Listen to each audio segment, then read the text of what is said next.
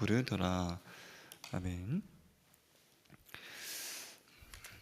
은혜의 현장에, 기쁨의 현장에 사단이 꼭 푸는 것이 있습니다. 욕심입니다. 우물에 독약을 풀듯이 욕심을 푸는데요, 이 욕심이 기쁨을 망쳐 놓습니다. 에덴 동산에서도 그러했고 오늘 본문 가나안 땅에서도 그러했습니다. 모든 것이 다 공급되고 채워지는 곳 에덴 동산, 인간으로서는 느낄 수 있는 가장 충만한 기쁨 중에 있었을 아담과 하와였지만, 사단이 자극하는 욕심에 잠식당했을 때 두 가지 모습을 보였는데요, 하나는 하나님의 말씀을 가벼이 여겼고 또 다른 하나는 자기의 잘못을 숨기는 거였습니다. 정녕 반드시 죽으리라 하셨던 하나님의 그 말씀을 죽을까 하노라 말하면서 하나님의 말씀을 자의적으로 그리고 굉장히 가벼이 대했고요, 죄를 범한 이후에는 그들 스스로를 숨기는 모습을 볼 수 있습니다. 꼭 이러한 모습을 오늘 본문에 나오는 아간에게서도 우리가 볼 수 있는데요, 때는 이스라엘이 여리고성을 점령한 후에 승리의 기쁨에 충만했을 때였습니다. 그런데 바로 뒤이어서 일어난 일이 여리고성에서의 기쁨과는 너무나 다른 일이었는데요, 비참한 일이었는데 아이성에서의 뼈아픈 패배였습니다. 하나님은 분명히 여호수아를 통해 여리고성을 점령할 때 그 가운데 탈취물을 절대로 취하지 않도록 아주 분명하고 강하게 말씀하셨습니다. 이를 어길 시에 일어날 수 있는 일까지 직접 언급하시면서 이스라엘 백성들을 지키려고 하셨는데요, 여호수아 6장 18절 말씀에 이렇게 말씀합니다. 너희는 온전히 바치고 그 바친 것 중에서 어떤 것이든지 취하여 너희가 이스라엘 진영으로 바치는 것이 되게 하여 고통을 당하게 되지 아니하도록 오직 너희는 그 바친 물건에 손대지 말라, 이렇게 분명하게 경고하셨습니다. 특별히 은금과 동철 기구는 다 하나님께 여호와께 구별될 것을, 여호와의 곳간에 드릴 것을 특별히 따로 말씀하시기도 하셨습니다. 이렇게 하신 것, 이렇게 조치를 하신 것은 여리고 성이요 하나님께 온전히 바쳐진 것이었기 때문이었습니다. 여리고 성에서의 전쟁은 하나님께서 주권적으로 하신 전적인 하나님의 전쟁이자 하나님의 승리였습니다. 하나님께서 홀로 하신 전쟁이었기에 이스라엘은 그 가운데 모든 것을 하나님께 다 바쳐야만 했습니다. 그래서 7장에서요 계속해서 반복하는 표현이 있는데 온전히 바친 물건이라는 표현입니다. 그래서 이스라엘 백성은 여리고성에서는 승리 이후에 탈취물을 조금도 취하지 않고 오직 하나님께 철저하게 바쳐야만 했던 것이죠. 이에 남녀노소와 소와 양과 나귀를 진멸했고 그 성과 그 가운데 있는 모든 것을 불로 살라버렸습니다. 그리고 금과 은, 동철기구를 여호와의 곳간에 따로 구별하여 드렸죠. 이스라엘 백성들이 여리고성에서요 가져가야 했던 것은 자신들을 대신해서 놀랍게 싸우시고 놀랍게 승리하신 하나님의 그 역사와 그 감격이었습니다. 여리고성 당시에 실로 대단한 기쁨의 현장이자 실로 대단한 감격의 현장이었을 겁니다. 가나안 땅에서 인간으로서는 도저히 무너뜨릴 수 없을 만큼 가장 강력한 성을 활 하나 쏘지 않고 놀랍게 무너뜨렸으니 여리고 성에서 가져갈 수 있는 그 놀라움과 감격이 얼마나 많았겠습니까? 그리고 가나안 땅, 온 땅에는 여호수아의 소문이 퍼져나가고 있었습니다.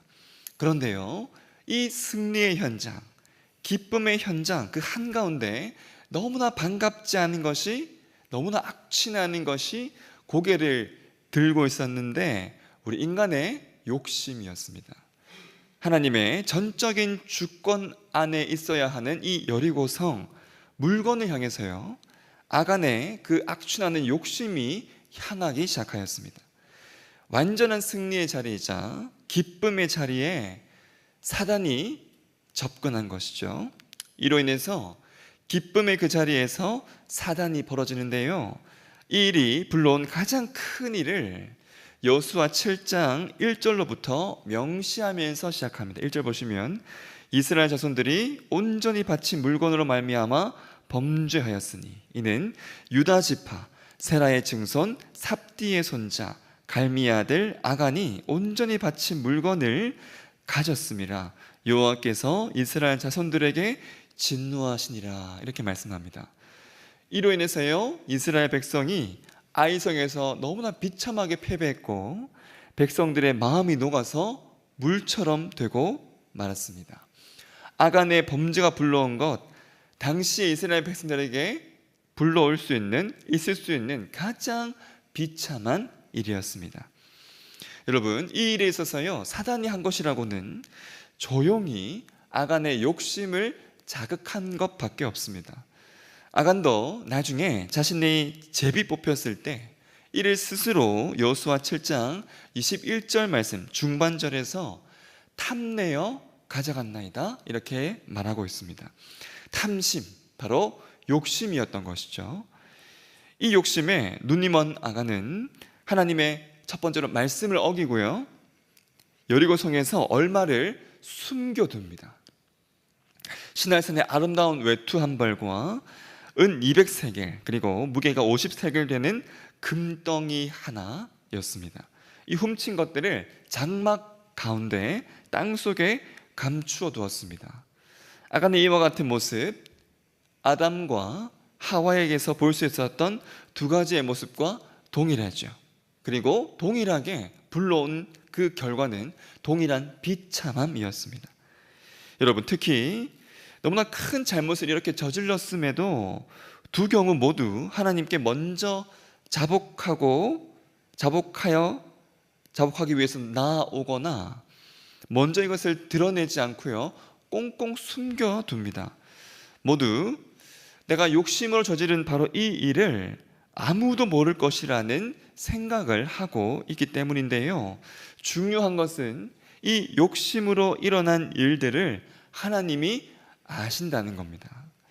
그래서 아담에게도 하나님께서 찾아가셨고 아이성에서 전쟁을 하기 전에 이미 하나님은 이렇게 7장 1절 말씀에서 진노하고 계셨던 겁니다. 욕망에 사로잡히고 죄를 범하게 되었을 때 인간의 모습이요, 얼마나 영적으로 소망이 없고 무능력한지, 얼마나 영적으로 무감각한지를 볼 수가 있습니다. 이러한 모습은요, 이스라엘의 왕이라 해도 마찬가지였습니다. 우리 잘 아는 사울의 모습을 보면 이것을 볼 수 있는데, 하나님은 분명 아말렉을 진멸하여서 하나도 남기지 않게 하셨습니다. 하지만 사울은 하나님의 말씀을 먼저 경히 여기면서요, 이것을 진멸하지 않고 욕심에 이끌려서 좋은 것을 살려서 함께 옵니다. 이 사울을 향해 사무엘이 그를 향해 외쳤던 말이 여러분 잘 아시는 사무엘상 15장 22절 말씀입니다. 사무엘이 이르되 여호와께서 번제와 다른 제사를 그의 목소리를 청종하는 것을 좋아하심같이 좋아하시겠나이까. 순종이 제사보다 낫고 듣는 것이 순양의 기름보다 나으니. 그리고 이 사울을 향해 반복해서 향했던 말씀이요, 바로 왕이 여호와의 말씀을 버렸으므로라는 표현이었습니다. 욕심에 휩싸여서 하나님의 그 말씀을 경히 여기는 이 모습을 이 사무엘이 이렇게 콕 집어서 지적했던 것이죠. 여러분, 이러한 자들, 하나님의 말씀을 경히 여기고 욕심을 따라 행하는, 그래서 자기의 잘못을 감추려고 하는 이러한 자들을 향한 하나님의 모습은요, 단호한 심판이었습니다. 하나님께 바쳐진 것을 가진 자, 그 자는 그 바친 것으로 인해서 그가 바쳐지게 할 것이라는 말씀 그대로 아간의 집이 여리고성에서와 동일한 심판을 받는데요, 진멸당하고 불로 살라지는 심판이었습니다. 비참한 돌무더기가 이렇게 생겨나게 되었습니다. 이렇게 사단이 욕심을 자극할 때 우리 사람은 너무나 힘없이 쓰러졌습니다. 그것이 가장 첫 인간이든, 그것이요 요단강이 갈라지고 여리고성이 무너지는 그 놀라운 것을 본 자이든, 심지어 이스라엘의 왕이든 상관없이 그러하였습니다. 욕심과 욕망이라는 우리 인간에게 계속적으로 아킬레스의 건과 같은 바로 이러한 것이었고, 사단으로서는요 인간을 손쉽게 무너뜨릴 수 있는 치명적인 독, 전략 무기가 바로 이 욕심을 자극하는 거였습니다. 그래서 이 사단은 둘째 아담이신 예수님께도 욕심이라는 이 독을 가지고 다가갔습니다. 지금까지는, 아마 그때까지는 첫 시도에서 모든 인간이 다 넘어졌을 겁니다. 그래서 동일하게 하면 될 줄로 여기고, 아담에게 그랬던 것처럼 동일하게 예수님께도 먹는 것으로 유혹하는데요, 여느 인간이었으면 40일 금식한 후였기에 첫 유혹에서 넘어갔을 겁니다. 식욕이라는 욕망과 생존 본능이라는 생존 본능까지 자극하는 너무나 치명적인 유혹이었기 때문이죠. 하지만 둘째 아담은 넘어가지 않았습니다. 둘째 아담은 달랐습니다. 둘째 아담이신 예수님은 아담과 달랐고요, 오늘 말씀에 이 아간과 다르셨습니다. 첫째 아담은 모든 것이 충만한 중에 겨우 하나 먹지 않는 것을 하지 못하고 득죄했지만, 둘째 아담은요 수도 없이 금식한 후에 먹는 그 치명적인 유혹을 이겨내셨습니다. 오늘 말씀의 아간은 가장 촉망받는 유대지파 출신이었지만 넘어졌지만, 동일하게 유다지파로 오신 예수님은 더 치명적인 유혹들 앞에서도 넘어가지 않으셨습니다. 이러한 둘째 아담이 하신 일은 우리를 향한 하나님의 그 진노를요 잠재우시는 거였습니다. 죄인인 우리를 향한 하나님의 공의, 이 공의는 영원히 꺼지지 않아야 하는 심판과 진노로 우리의 삶에 끊임없이 나타날 수밖에 없습니다. 특히 아들을 죽인 자들을 향한 그 진노는요, 그 누가 그치게 할 수 있겠습니까? 그런데 참 은혜인 것은 죄인들을 향해 하나님께서요 그 진노를 그치는 모습입니다. 이 은혜 앞에 저와 여러분 오늘 아간과 다를 바 없는 죄인들로 하나님 앞에 서게 됩니다. 사실 이 아간보다도요 더 부끄럽게 서야 하는 자들이 저와 여러분인데요, 아간은 하나님께서 이스라엘 백성들을 위해서라면 그 무엇이라 해도 무너뜨릴 수 있는 분이심을 직접 체험한 자입니다. 그 은혜에 비하면, 그 놀라운 은혜에 비하면요, 그가 감추었던 외투 한 벌과 은과 금은 너무나도 작은 것이었습니다. 그런데도 그 큰 은혜를 그 작은 것들과 저울질하였습니다. 이러한 아간을 향해서 저와 여러분 손가락질 할 수 없는 것은, 우리에게 허락하신 하나님의 이적은 여리고성이 무너지는 것과는 차원이 다른 것이기 때문입니다. 바로 하나님 자신의 몸을 무너뜨려 주셨는 일인데요, 온몸에 피를 다 흘리고 살을 찢으면서 그 가운데 길을 내신 일은 수천의 여리고성이 무너지는 일보다, 그리고 홍해와 요단강이 수만 번 갈라지는 일보다도 더 큰 은혜, 더 큰 이적입니다. 특히 이 일은 아버지가 아들의 손을 놓아야만 하는 극악한 고통의 자리에 하나님께서 앉으셔야만 하는 일이었습니다. 이러한 큰 일하심으로 구원받은 자라면 그 은혜에 합당한 생각과 모습만이 그 삶에 가득하도록, 사단이 조금 더 내 욕심을 자극하지 않도록 항상 깨어 있어야 하고요. 그 삶 전체를 하나님께 온전히 다 바쳐야만 합니다.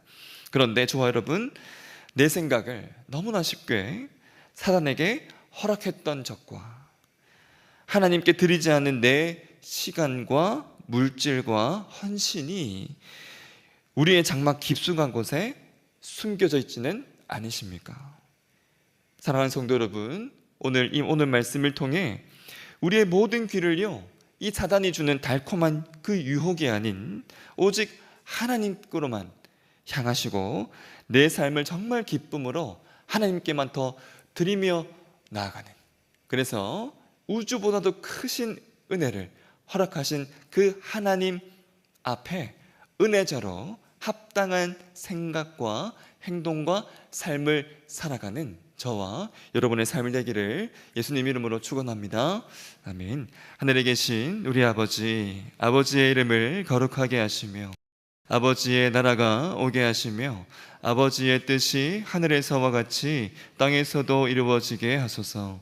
오늘 우리에게 일용할 양식을 주시고 우리가 우리에게 잘못한 사람을 용서하여 준 것 같이 우리 죄를 용서하여 주시고 우리를 시험에 빠지지 않게 하시고 악에서 구하소서.